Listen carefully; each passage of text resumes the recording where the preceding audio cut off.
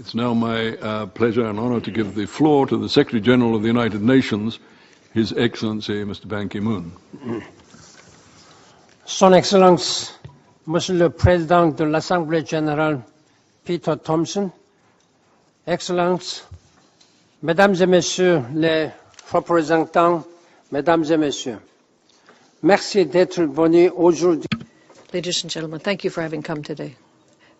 Out of solidarity with the Haitian people,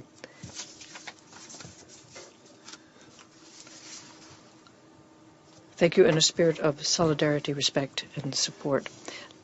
Let me begin by congratulating the people of Haiti for the peaceful conduct of the recent elections, the preliminary results of which were announced earlier this week.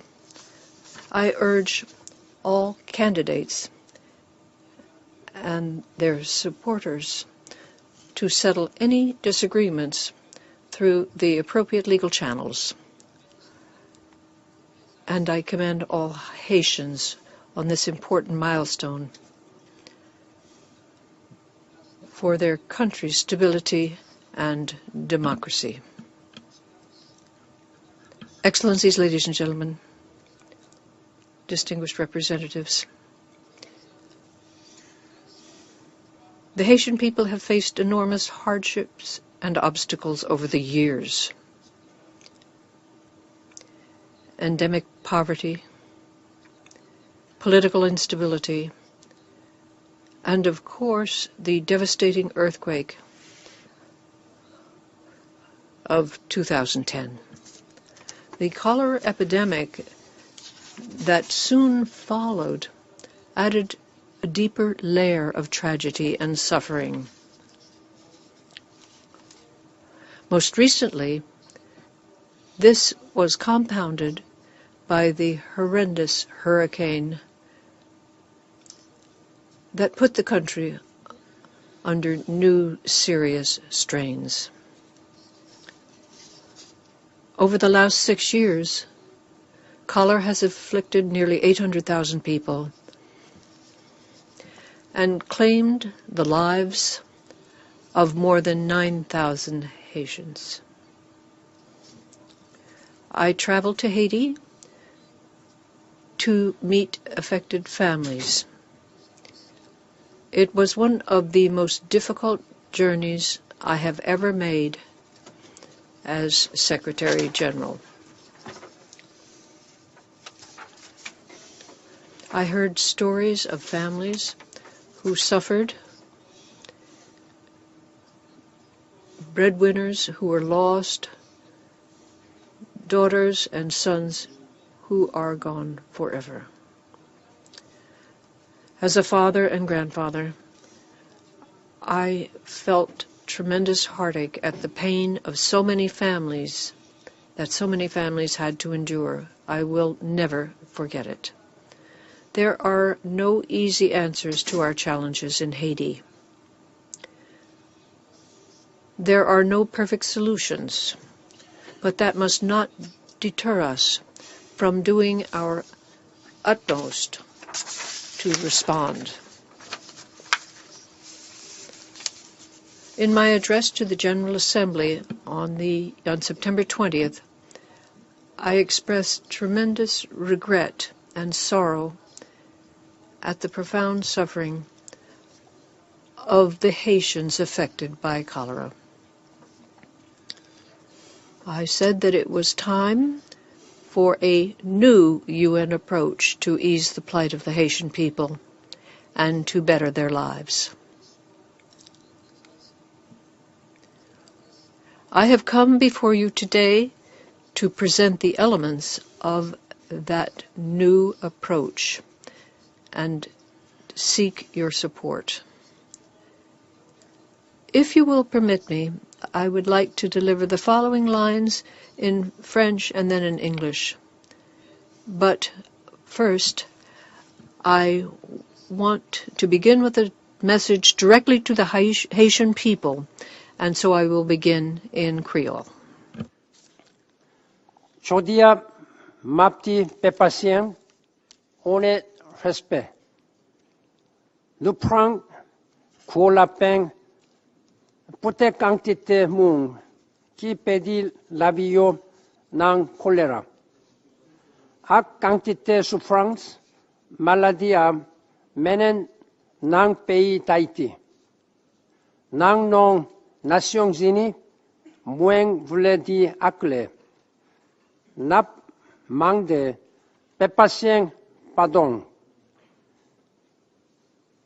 D'où pas fait assez.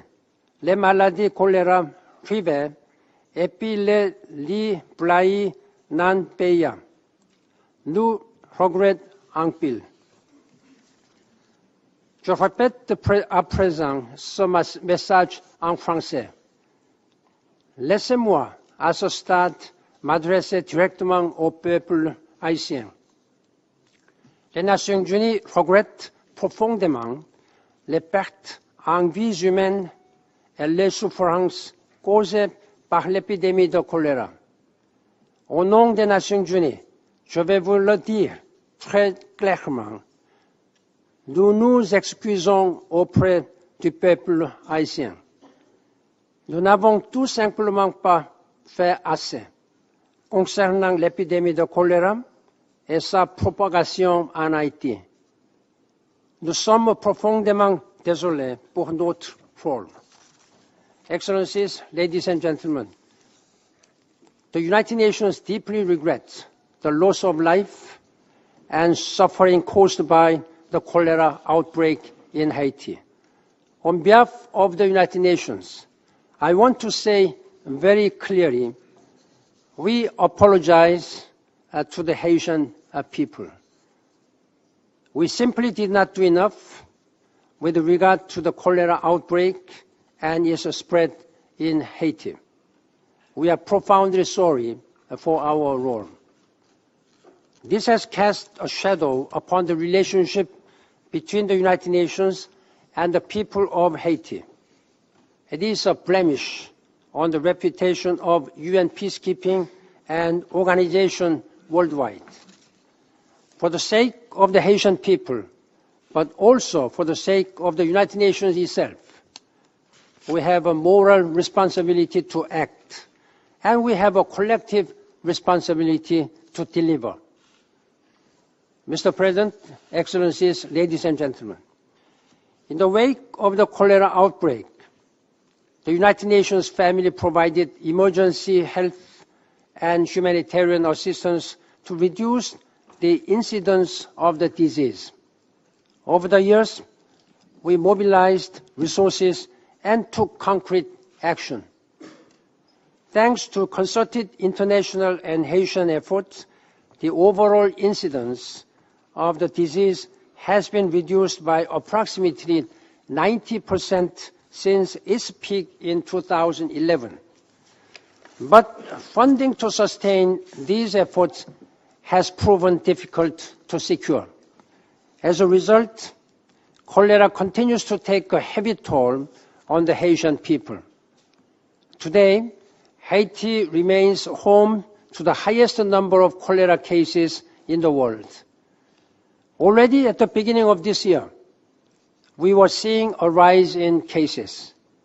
Then in October, Hurricane Matthew multiplied the challenge. I personally went to Haiti and saw the suffering and utter devastation.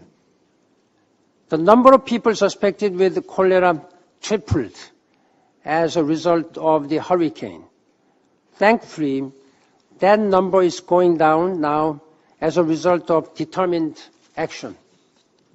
Excellencies, ladies and gentlemen, our due approach to Haiti and cholera is founded on and follows two tracks.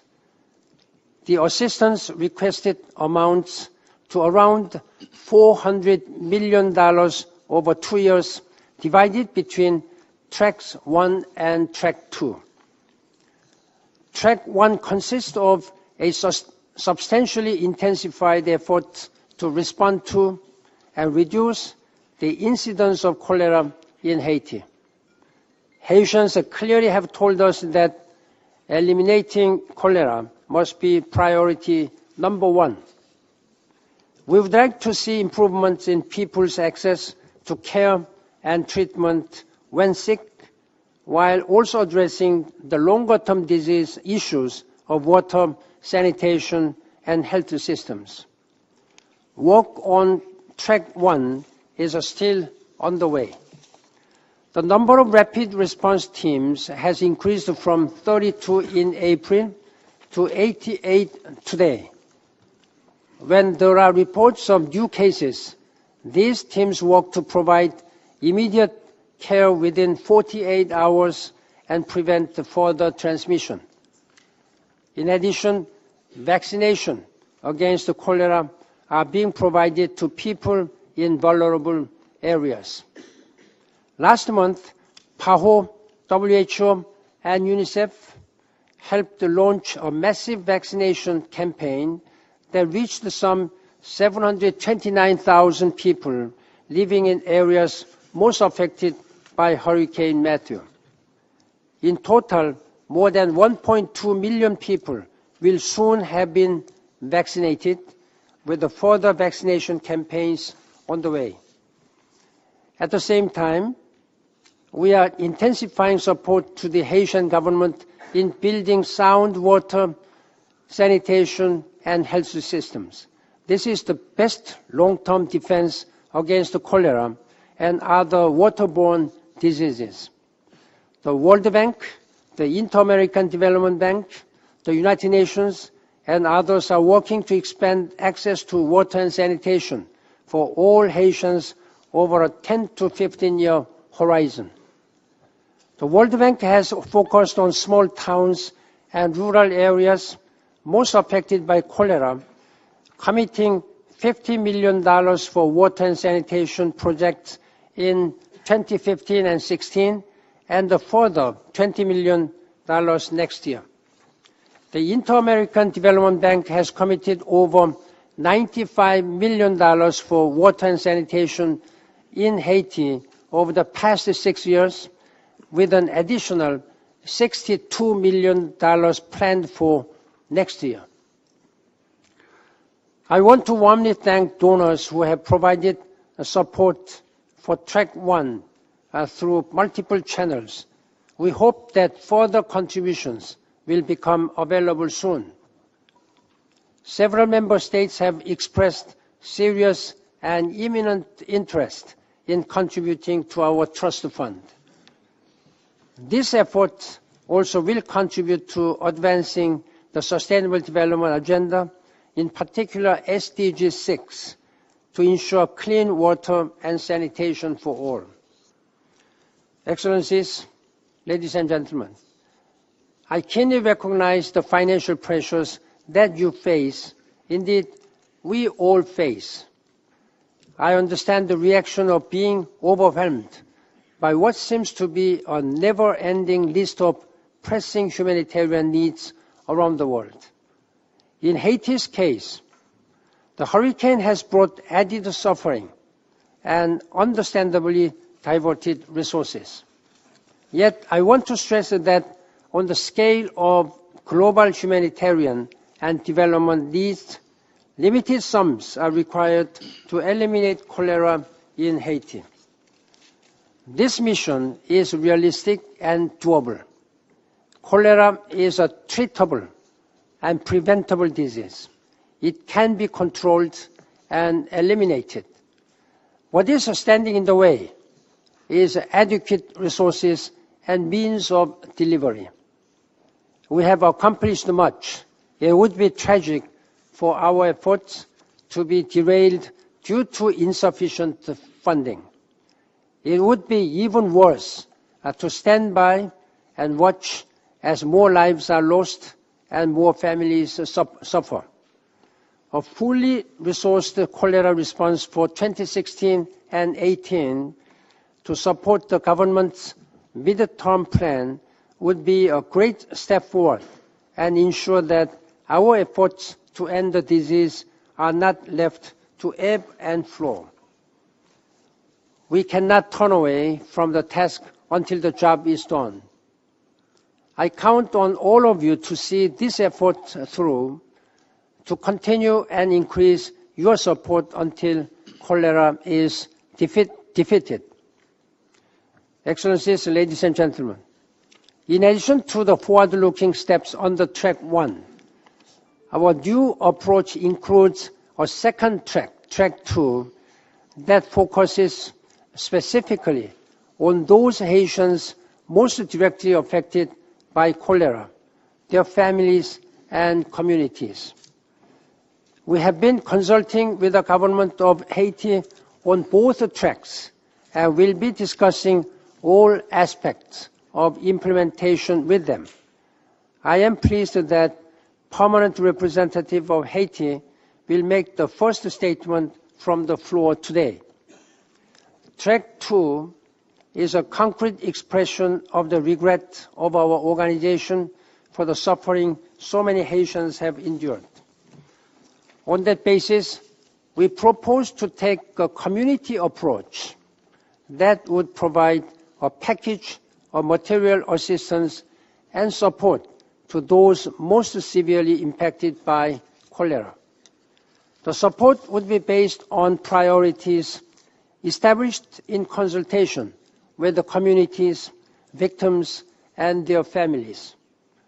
These consultations will continue into 2017 and can take place in earnest once the electoral process in Haiti is complete.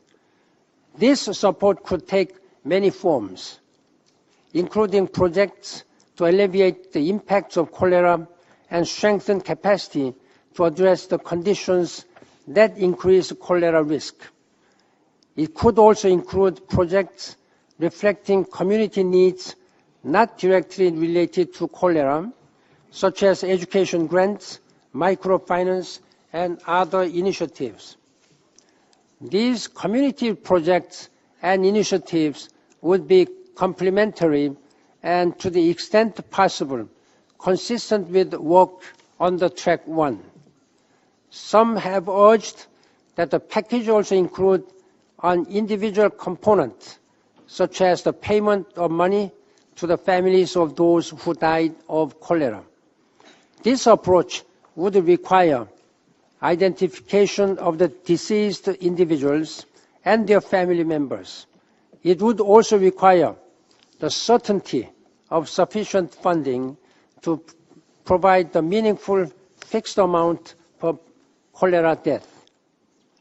We need to do further on-the-ground consultations while acknowledging the difficulties involved.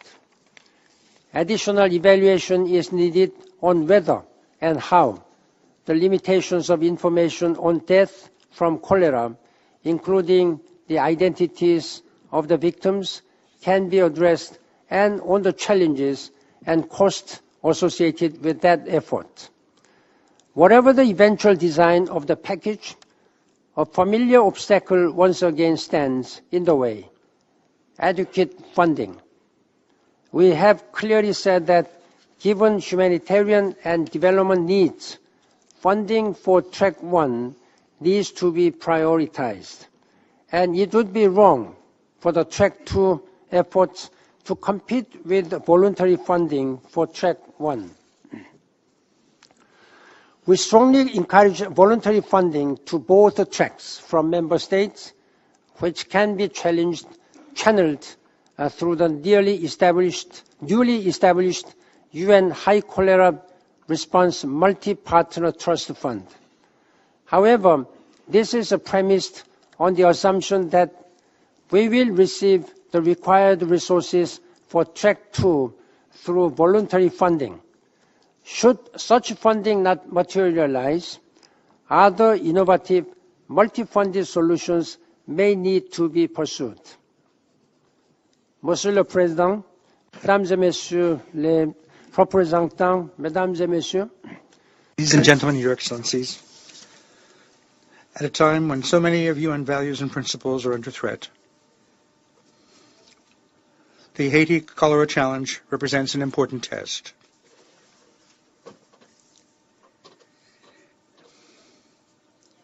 It is a test of our commitment to the most vulnerable. It is a test of our long-standing relationship with the Haitian people as they suffer. It is our ability, which is tested to demonstrate compassion while preserving our ability to do good in many other places around the world.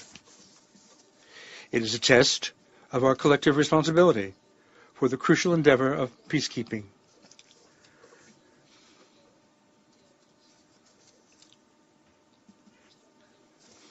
Ladies and gentlemen, I will not pretend that this new approach is without risks or difficulties. Eliminating cholera from Haiti and living up to our moral responsibility to those who have been most directly affected will require the full commitment of the international community and, crucially, the resources necessary. With their history of suffering and hardships, the people of Haiti deserve this tangible expression of our solidarity. The United Nations should seize this opportunity to address a tragedy that also has damaged our reputation and global mission. That criticism will persist unless we do what is right for those affected. In short, UN action requires member states' action. Without your political will and financial support, we have only good intentions and words. Words are powerful, yes. Words are necessary, yes. But words cannot replace action and material support. So many people have suffered grievously. The United Nations, as its member states, have the power to recognize and respond to that suffering. Excellencies, ladies and gentlemen, let us step up in solidarity to our moral duty and to the right thing for the Haitian people and our United Nations. Thank you. Merci beaucoup. Merci, Angpil. Thank you very much.